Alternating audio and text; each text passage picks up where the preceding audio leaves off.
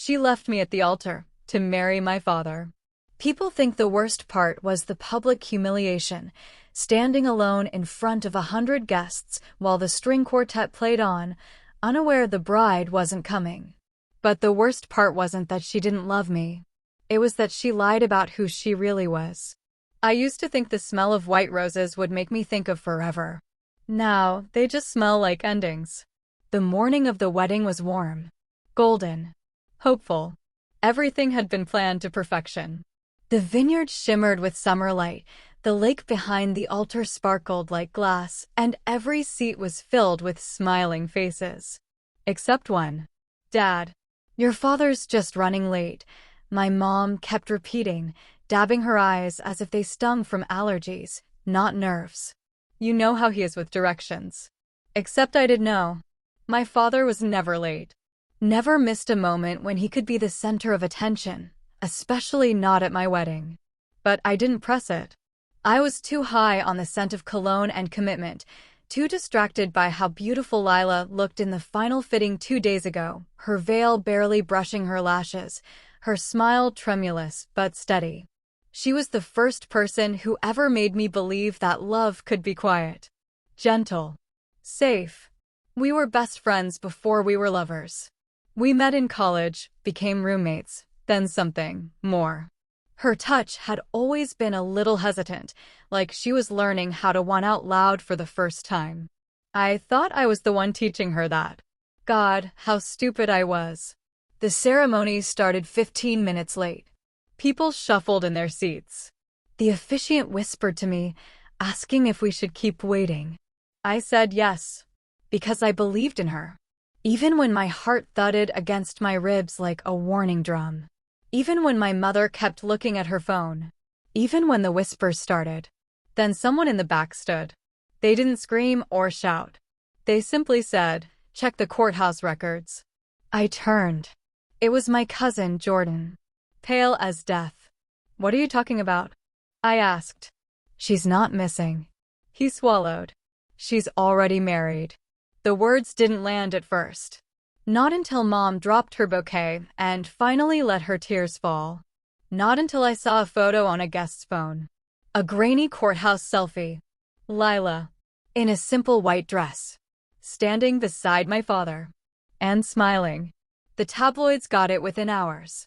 Runaway bride marries groom's father. Wedding day scandal. Family shattered by shocking vows. Love triangle or Lifetime movie? It was worse than humiliation. It was erasure. I became the joke. The boy who got left. The groom with no bride. The abandoned son. They said Dad always had a thing for my girlfriends. They said Lila was never into me in the first place. They said I should have seen it coming. But none of them knew the truth. Not even I knew the truth. Not yet. The house felt colder after the fallout. My mom stopped talking altogether for a while. She moved into the guest room. Then into her sister's house. I didn't blame her. How do you stay when your husband marries your son's fiancé?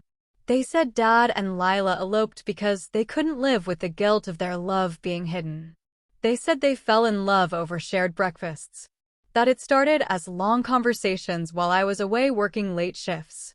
That she realized she was never meant to be with me. But none of that tracked. Lila never looked at my father that way. She barely tolerated his jokes. She always said he gave her a weird feeling, like she was being watched through a window. So I started digging. It started with a photo. An old one, in a dusty family album. Lila, maybe 8 years old, standing next to a woman who looked eerily like her. And my father, standing behind them both. His hand on the woman's waist. A smile too wide. I flipped the photo over.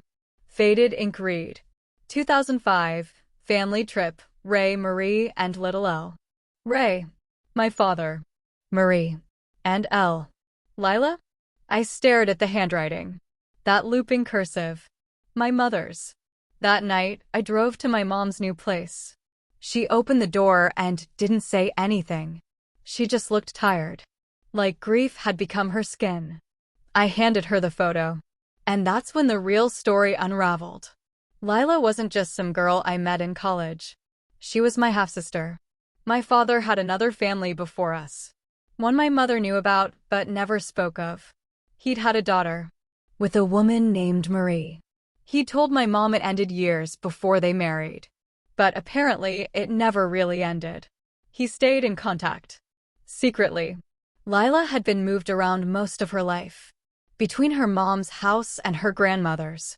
But my father always sent money, gifts, letters. I was just another chapter in the story. Lila and I had met by chance. Or so I thought. But now, I wasn't sure. Had she known who I was? Had he told her? I confronted my father 2 weeks later. They were living in a condo by the lake, all white furniture and stiff silence. Lila opened the door. Her hair was shorter, her face blank. "I need to talk to him," I said. She let me in without a word. Dad was on the balcony, drinking something dark. He looked up when I stepped out. "You knew," I said. He nodded. "Why?" He sighed. "Because I loved her mother. More than I ever loved your mom. And when Marie died, I didn't want to lose Lila too." "So you married her?" "I protected her," he said, voice sharp now. "She was in trouble. She had debts. Bad people after her. I could give her a new name. A new life." I shook my head, fury rising. "You let me fall in love with my sister." His mouth twisted. "She's not your real sister. You barely even knew each other growing up. She's my blood. Half," he snapped.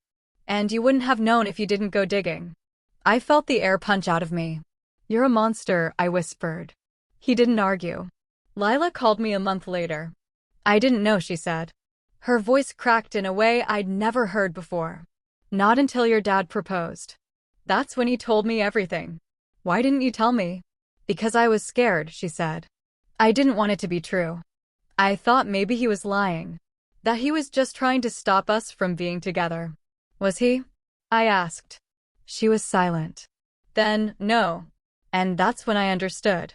She hadn't just married my father to escape her past.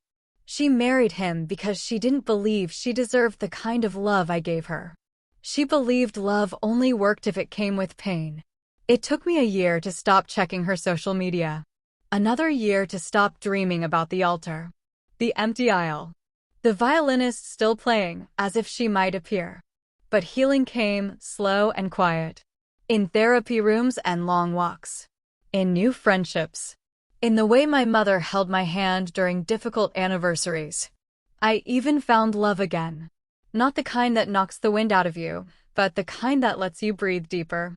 Sometimes I see white roses at the market and pause. They're still beautiful. Still delicate. Still blooming. And so am I.